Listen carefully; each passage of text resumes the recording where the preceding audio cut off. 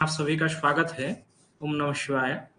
आज अभी हम लोग कन्या लग्न के बारे में चर्चा करेंगे, क्योंकि कन्या लग्न के कुंडली में जो योग कारक ग्रह के अन्वेषण करते समय हम लोग केंद्र भाव का अधिपति एवं त्रिकोण भाव का अधिपति का चिंतन करते हैं। आपके सामने केंद्र कन्या लग्न दिशोभाव होने के कारण केंद्र का अधिपति दो ग्रह होते हैं, वो बुध और बृहस्पति है। जैसे कि बुध बृहस्पति केंद्राधिपति है और त्रिकोण 1 5 9 तीनों का अधिपति बुध शनि शुक्र है एवं त्रिक 6 8 12 त्रिक स्थान का अधिपति शनि मंगल एवं सूर्य है।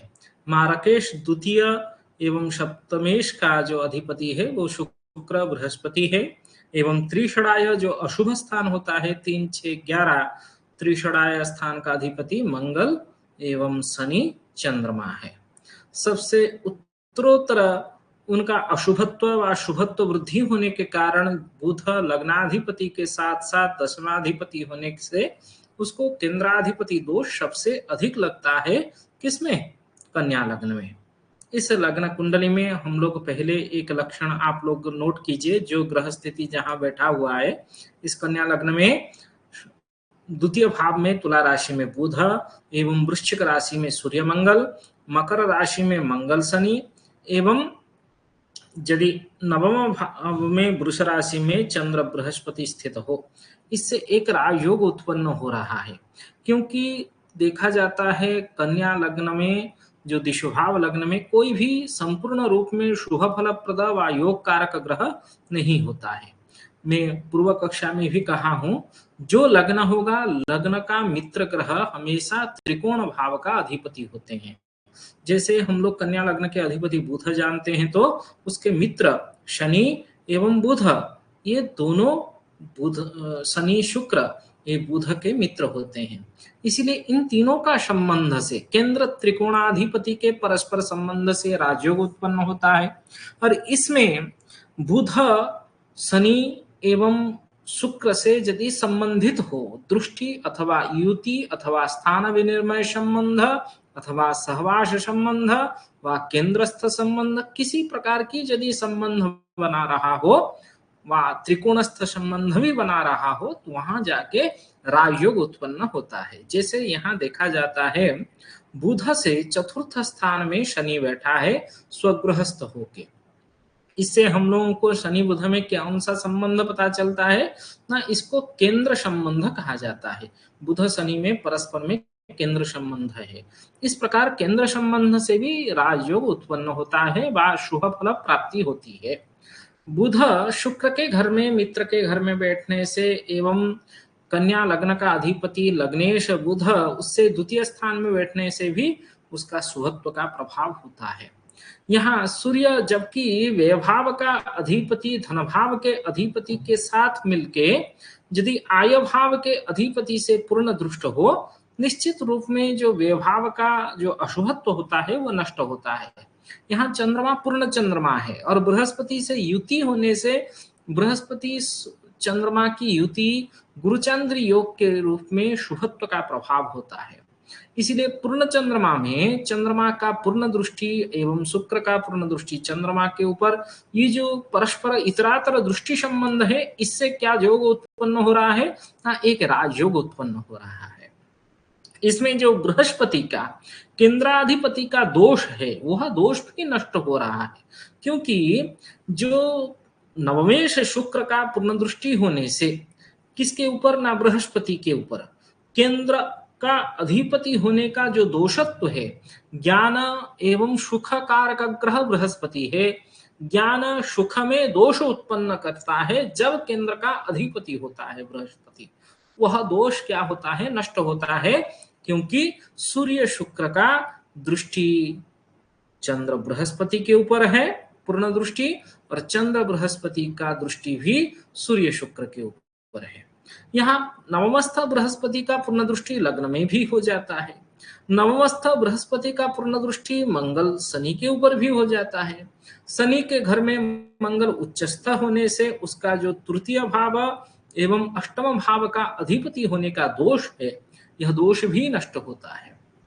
मित्र का दृष्टि से, स्वयं उच्चस्थ होने से, जो अष्टमेश दोषत्व भी मंगल का यहाँ सामान्य हो जाता है, परंतु मंगल के अशुभत्व का प्रभाव होगा निश्चित। जैसे शनि यहाँ षष्ठेश भी है, मंगल यहाँ अष्टमेश है।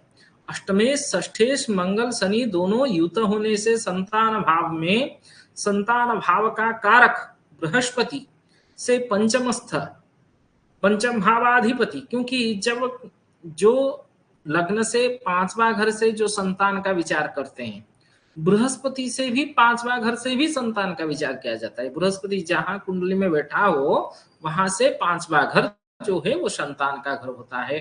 तो बृहस्पति से पांचवा घर का अधिपति बुध, बुध अपने मित्र क्षेत्रस्थ गया है, परंतु वह षष्ठ स्थान में चला गया है। उससे भी क्या होता है, संतान कष्ट उत्पन्न होने की संभावना होती है।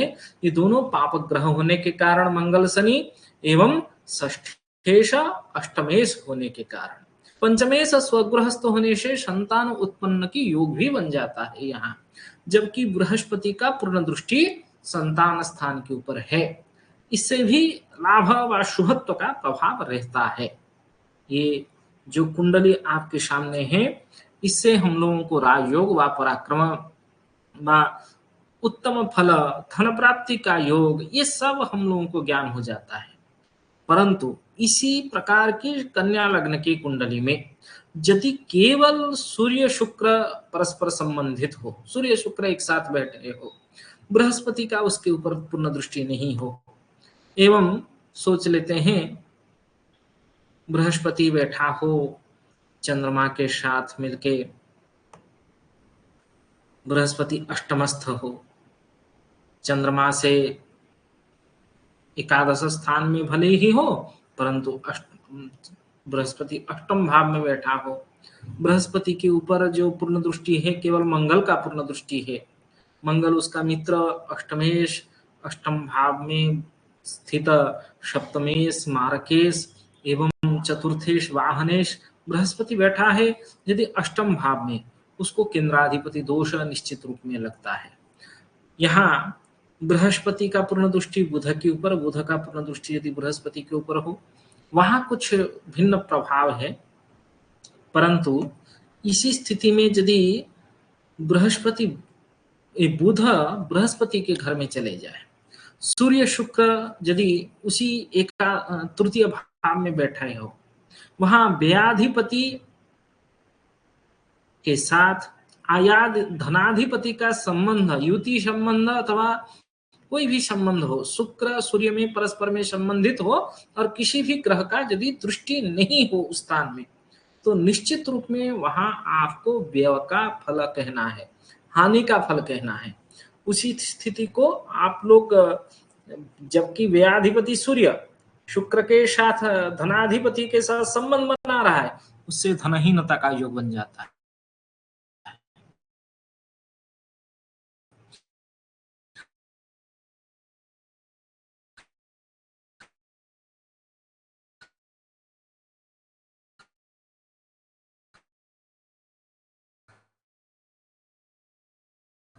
चंद्रमा बृहस्पति का पूर्ण दृष्टि होने से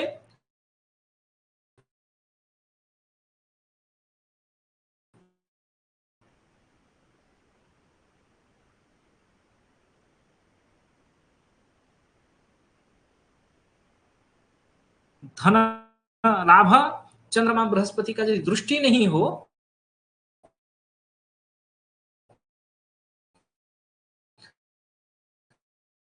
धनहीनता का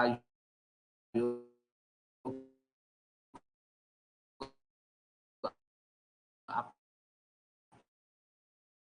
चर्चा कीजिए।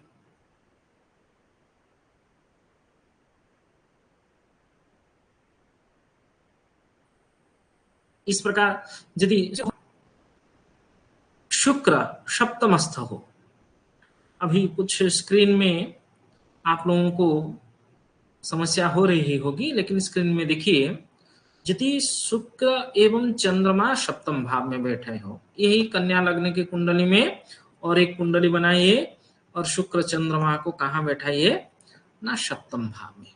शुक्र चंद्रमा दोनों जल तत्व के कारक ग्रह है, स्त्री कारक ग्रह है। चंद्र शुक्र शुक्र उच्चस्थ होता है मीन राशि में, कन्या लग्न में, मीन राशि तो सप्तम भाव में, और बृहस्पति एकादश भाव में स्थित हो जाए। बृहस्पति कहाँ स्थित हो जाए? एकादश भाव में। हम लोग जानते हैं जो एकादश भाव है वो गुप्त रूप में पत्नी का भी स्थान होता है। पंचम का सप्तम भाव होता है, उससे गुप्त माने विवाह में लाभ व शुभत्व का फलादेश हम लोग करते हैं। और सूर्य यदि कहाँ हो ना, उच्चस्थ होके अष्टम भाव में बैठा हो, भले ही वो अष्टम भाव में बैठा हो परंतु उच्चस्थ हो। बुध कहीं भी हो, शुक्र के साथ में हो अथवा सूर्य के साथ होने से थोड़ा सा समस्या है, शुक्र के साथ चंद्रमा, शुक्र एवं बुध, ये तीनों यदि कहाँ बैठे हो ना, सप्तम भाव में बैठे हो। इस प्रकार के लक्षण में हम लोगों को क्या फलादेश करना है? मंगल शनि जहां बैठे हैं वही रहे, क्या फलादेश करना है?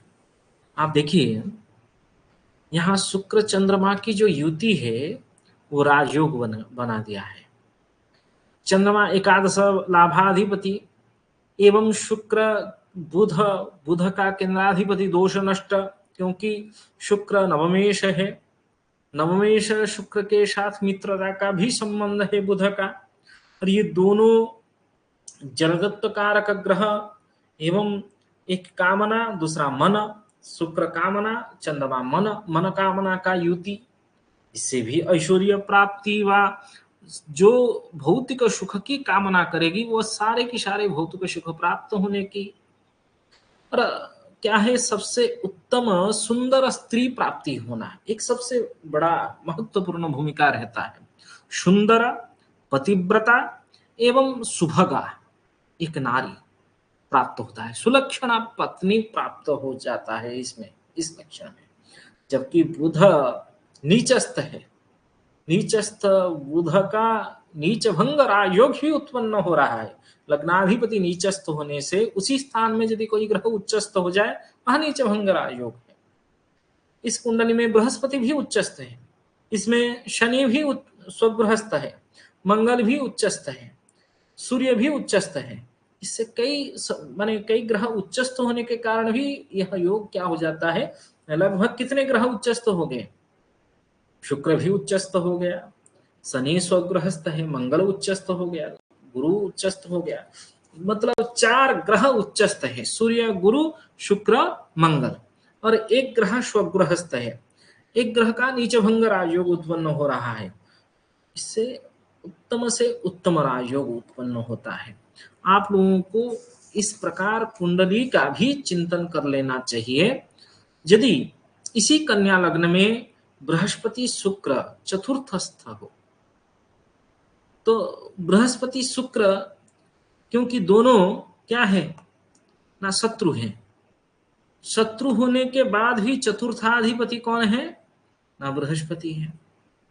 चतुर्थाधिपति एवं नवमाधिपति का जो सहवास व युति संबंध है ये निश्चित लाभ होगा, क्योंकि केंद्रम विष्णु स्थानम च लक्ष्मी स्थानम च त्रिकोणकम तयोः संबंध मात्रेण राजयोगम भवेन्नरः, इसका भी हम लोग चिंतन करते हैं। तो शुक्र बृहस्पति की जो युति है चतुर्थ स्थान में, वहां भी सारे भौतिक सुख का, मतलब बृहस्पति के महादशा चल रहा हो, शुक्र के अंतरदशा चल रहा हो अथवा शुक्र की महादशा चल रहा, उसमें भौतिक सुख निश्चित प्राप्त होगा, भाग्योदय निश्चित प्राप्त होगा, कर्म भी प्राप्ति हो जाएगी, क्योंकि कर्म भाव के ऊपर दोनों शुभ ग्रहों की दृष्टि है। इस प्रकार हम लोग फलादेश कर सकते हैं। यही स्थिति यदि द्वितीय भावस्थ हो, सोच लेते हैं शुक्र बृहस्पति दोनों द्वितीय भाव में बैठे हो, वहां भी धन योग के साथ साथ कला निधि योग उत्पन्न हो जाएगा। शुक्र द्वितीयाधिपति है, द्वितीयाधिपति होने से विद्याधिपति, विद्या भाव द्वितीय भाव को हम लोग जानते हैं। चतुर्थ भी विद्या स्थान जातक पर्यात ग्रंथ में भी हम लोग पढ़े हैं। यदि द्वितीय स्थान में शुक्र बृहस्पति का युति अथवा चतुर्थ भाव में शुक्र बृहस्पति का युति हो जाए तो निश्चित वहां विद्वान होता है व्यक्ति। इस प्रकार की कुंडली में तो हम लोगों को जो फलादेश चिंतन करना है, एक लग्न, प्रत्येक लग्न के कुंडली में ग्रहों की जो प्रभाव है उसको देखना है। इसी स्थिति में एक बार सोच लीजिए, मंगल बैठा हो कहाँ ना शनि के घर में, एवं शनि बैठा हो कहाँ ना मंगल के घर में, परस्पर में स्थान विनिमय संबंध हो रहा हो। सूर्य बैठा हो शनि के घर में, ठीक है। सूर्य शनि के घर में शत्रुता का है, परंतु व्यय भाव का अधिपति है। व्ययाधिपति बैठा हो इसी स्थिति में कहा ना विपरीत राजयोग यहां नहीं बन रहा है। विपरीत राजयोग कहा ना त्रिकभाव का परस्पर संबंध स्थान विनिमय संबंध से एक विपरीत राजयोग बनता है। सूर्य व्ययाधिपति यदि शत्रु क्षेत्रस्थ होके बैठ जाए और पंचम भाव में बैठ जाए, संतान स्थान में बैठ जाए, वहां भी संतान कष्ट उत्पन्न होने की संभावना हो जाती है। समझ रहे हैं? इसी स्थिति में यदि लग्नेश भी हो जाए, जैसे आप लोग विचार कर रहे हैं लग्नेश बुध यदि सूर्य के साथ मिलकर बैठ जाए, तो आप क्या विचार करेंगे इसमें? सूर्य बुध दोनों व्ययाधिपति लग्नाधिपति दोनों पंचमस्थ है। यदि बुध अस्तंगत हो, क्योंकि सूर्य के निकटवर्ती ग्रह रहने से अस्तंगत होते हैं, और सूर्य के साथ बुध बैठा है, यदि अस्तंगत हो गया है और समस्या, निश्चित वहां धनहीनता का योग होगा, संतान में भी कष्ट होगा, और लग्नेश अस्तंगत होने से भी, निर्बल होने से भी शारीरिक कष्ट व रोगाक्रांत उत्पन्न, रोग उत्पन्न होने की भी समस्या होती है। द्वितीय एवं द्वादश को चक्षुस्थान कहते हैं। यदि इसी जातक में द्वितीयाधिपति शुक्र एवं व्ययाधिपति सूर्य एवं लग्नाधिपति बुध, ये तीनों हमेशा सूर्य के निकटवर्ती ग्रह शुक्र बुध होने के कारण ये यदि एक साथ तीनों बैठ जाए, शुक्र बुध एवं सूर्य, और शुक्र बुध ये दोनों यदि अस्तंगत हो जाए इसी कन्या लग्न कुंडली में, तो चक्षु का रोग उत्पन्न होने की निश्चित है। यही सूर्य बुध शुक्र यदि द्वितीय भावस्थ हो वहां भी चक्षु रोग उत्पन्न होगा, यदि लग्न में बैठे हो वहां भी चक्षु रोग उत्पन्न, मतलब कहने से यह अर्थ है सूर्य शुक्र बुध का युति जिस भाव में हो और बुध शुक्र अस्तंगत हो जाए, उससे हम लोग पूरा क्लियर हो जाएंगे यहाँ चक्षु रोग उत्पन्न होने की समस्या होगा। वहां हम लोग चक्षुष विद्या, जो यजुर्वेद का चक्षुष विद्या पठन का किया जाता है नित्य, उसको आदेश करेंगे, फलादेश करेंगे, भाई चक्षुष विद्या पढ़ो। ओम चक्षुः चक्षुः चक्षुः तेजः स्थिरो भव मां पाहि पाहि त्वरितं चक्षुरोगान् शमय शमय मम जात रूपम तेजो दर्शय दर्शय, उस प्रकार की मंत्र का उच्चारण नित्य करने के लिए आदेश देंगे। एवं आदित्य हृदय स्तोत्र, क्योंकि व्ययाधिपति सूर्य है, व्ययाधिपति सूर्य के दोष नष्ट करने के लिए आदित्य हृदय स्तोत्र पठन करने के लिए कहेंगे। तो हर लग्न में कुछ विशेषता होती है। मंगल सबसे अशुभत्व ग्रह कन्या लग्न में कौन है? ना मंगल है। अशुभत्व ग्रह मंगल के साथ साथ यदि लग्नेश बुध का भी संबंध हो जाए, लग्नेश बुध है इसी कुंडली में, हम लोग ऐसे भी चिंतन कर लीजिए, कर लेते हैं। मंगल बुध बैठे हैं कहाँ? ना षष्ठ स्थान में, रोग स्थान में, और मंगल किस भाव का अधिपति? तृतीयाधिपति एवं अष्टमेश। किसके घर में बैठा है? ना शनि के घर में बैठा है। ठीक है, शनि के घर में बैठा है और लग्नेश के साथ मिलके बैठा है। मंगल बुध का युति अशुभत्व का प्रभाव होगा, क्योंकि सबसे कन्या लग्न में अशुभत्व ग्रह कौन है? ना मंगल है। और लग्नेश के साथ जो लग्नेश को केंद्राधिपति का दोष भी लगता है, उसके साथ यदि युति हो जाए, निश्चित वहां दृष्टि हो जाए, मंगल बुध का केवल दृष्टि हो, बुध के ऊपर लग्नेश के ऊपर किसी भी ग्रह का दृष्टि नहीं हो, उसमें हम लोगों को निश्चित रूप में विचार करना है, रोगाक्रांत व्यक्ति होगा। और मंगल हमेशा कौन से रोग उत्पन्न करता है? ना ऑपरेशन व रक्त विकार, रक्त का कारक ग्रह है, रक्त विकार सृष्टि करता है, उस प्रकार के रोग का हम लोग फलादेश करेंगे। इसी कन्या लग्न में लाभ स्थान में, लाभ स्थान में यदि शनि स्थित हो जाए, क्या है शनि मेष राशि में नीचस्थ होता है, परंतु तुला राशि उसका उच्च राशि है। एवं पंचमेश षष्ठेश शनि यदि कहाँ स्थित हो ना, एकादश भाव में बैठ जाए और क्या हो, इस स्थिति में शनि का पूर्ण दृष्टि सूर्य शुक्र के ऊपर है। सूर्य शुक्र शुक्र नवमेश है, शुक्र शनि का इतरातर दृष्टि है, शनि भी शुक्र को देख रहा है और शुक्र भी शनि को देख रहा है। यदि शुक्र अस्तंगत नहीं हो, सूर्य के निकटवर्ती होने से अस्तंगत होता है, मतलब अस्त कालांश से यदि शुक्र की कालांश अधिक हो, मतलब सूर्य से कुछ कालांश अधिक हो, वहां क्या हम लोग विचार करें। अस्तंगत नहीं होने से सूर्य शुक्र के सूर्य शनि सूर्य शुक्र दोनों एक साथ मिलकर बैठे हैं और शनि शुक्र में परस्पर दृष्टि है, इतरातर दृष्टि, एक दूसरे को देख रहे हैं, उससे भी राजयोग उत्पन्न हो जाता है। और शनि की महादशा में हम लोग शुभ फल आदेश करते हैं, अर्थात धन लाभ का योग बन जाएगा, भाग्योदय का योग बन जाएगा। शनि महादशा शुक्र का अंतरसा निश्चित लाभ होगा। यहाँ मंगल बुध से रोगाक्रांत करने के बाद भी, मंगल बुध दोनों युति है, शनि शुक्र का पूर्ण दृष्टि है, उससे बृहस्पति धनु राशि में बैठा हुआ है, चंद्र मीन राशिस्थ है, इससे भी राजयोग उत्पन्न होता है। क्या व्यक्ति राजतुल्य सुखों को प्राप्त करता है, उसका भाग्योदय भी होता है। इस प्रकार हम कन्या लग्न के फलादेश आज चर्चा किए हैं और अगले कक्षा में विशेष करके हम लोग तुला लग्न की चिंतन करेंगे। धन्यवाद है कक्षा में जुड़ने के लिए।